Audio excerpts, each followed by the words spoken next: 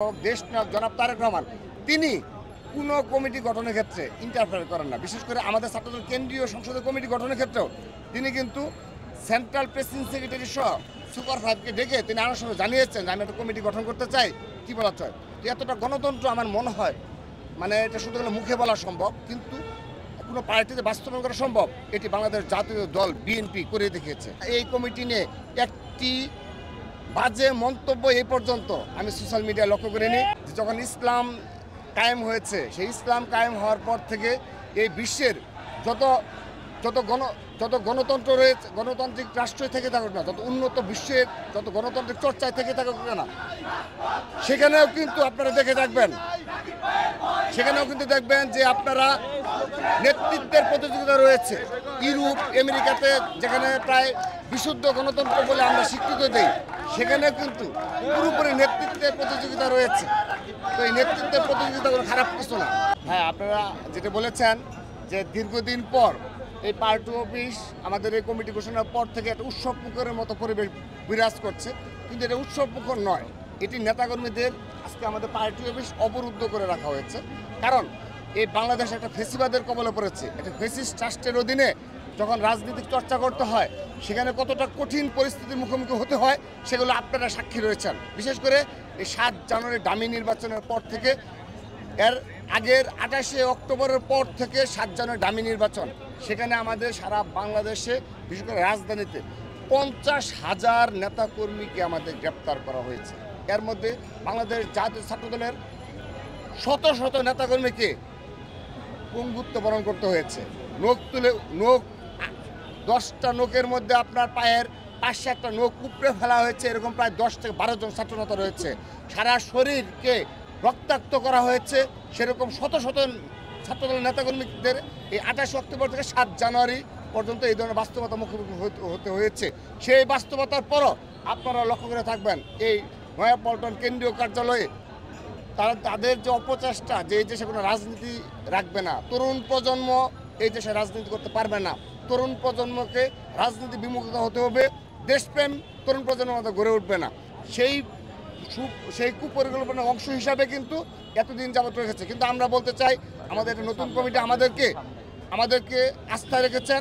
আমরা বলতে চাই, আমরা যে কোনো কিছুর বিনিময়ে এই বাংলাদেশের ফেসিবাদ নির্মূল করব এবং সাধারণ শিক্ষার্থীরা, তরুণ প্রজন্ম এই আমাদের উপর যে আস্থা রেখেছে, বিশেষ করে ৭ জানুয়ারি ডামি নির্বাচনে আমরা যে বর্জনের আহ্বান জানিয়েছিলাম, সেই বর্জনকে তরুণ প্রজন্ম, সাধারণ শিক্ষার্থীরা স্বতঃস্ফূর্তভাবে আমাদেরকে সারা দিয়ে ভোট বর্জন করে বিপ্লবের যে ক্ষেত্র প্রস্তুত করে রেখেছে। আমরাও বলতে চাই, বাংলাদেশ জাতীয় ছাত্রদল এই দেশে সেই বিপ্লবের নেতৃত্ব দেবে। অতি শীঘ্রই এই বিপ্লবের মাধ্যমে আমরা এই ফেসিবাদের কবল থেকে বাংলাদেশকে মুক্ত করবো ইনশাআল্লাহ। এবার বলা হচ্ছে যে জাতীয়তাবাদী ছাত্রদলে আপনারা যারা মাঠে ছিলেন, পরীক্ষিত ত্যাগী, তাদেরকে আসলে নেতৃত্বে দেওয়া হয়েছে, যেটি আসলে আলোচনাও হচ্ছে ইতিবাচকভাবেই। সেটি তো নিশ্চয়ই বাড়তি একটি দায়িত্ব বা বোঝা বা চ্যালেঞ্জ তো মনে করেন অবশ্যই।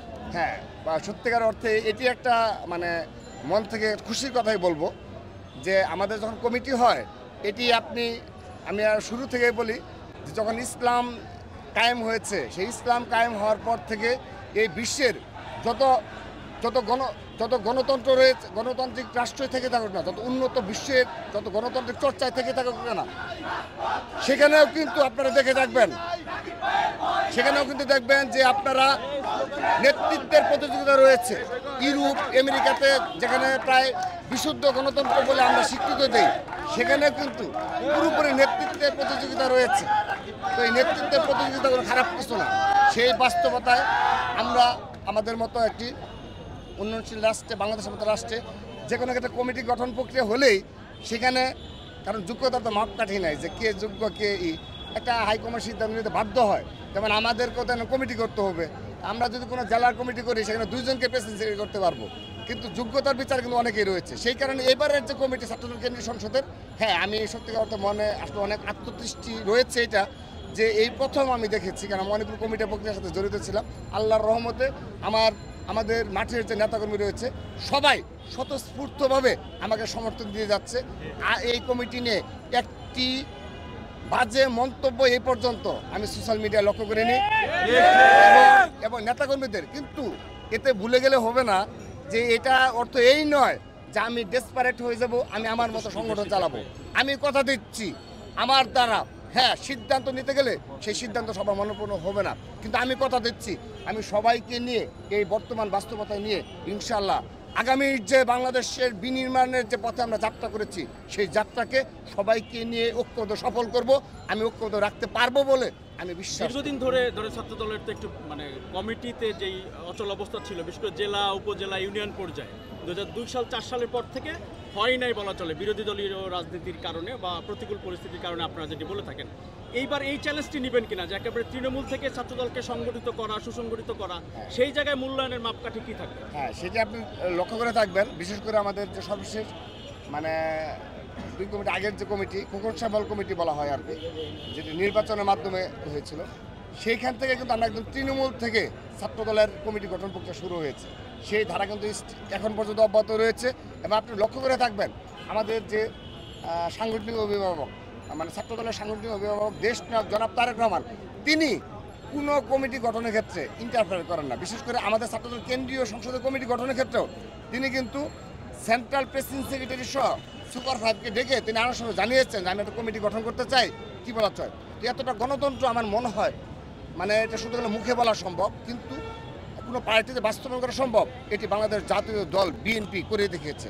ঠিক একইভাবে আমাদের সেই পবিত্র দায়িত্ব বাংলাদেশ জাতীয় ছাত্র দলের, আমরা সেই পবিত্র দায়িত্ব বহন করছি যে আমরা সেই তৃণমূল থেকে যোগ্য নেতাকর্মীদের নিয়ে খুব দ্রুততম সময়ে আমাদের সেই কাজগুলো সম্পন্ন করতে পারবো, সেই চ্যালেঞ্জ মোকাবেলা করতে পারবো। চ্যালেঞ্জ আপনাদের সামনে একটি হচ্ছে যে দলকে গোছানো, দলকে ঢেলে সাজানো, আরেকটি হচ্ছে আন্দোলন কর্মসূচির সাথে মানে বাস্তবায়ন করা বা সফল করা। কোনটিকে আসলে প্রাধান্য দিবেন আপনারা?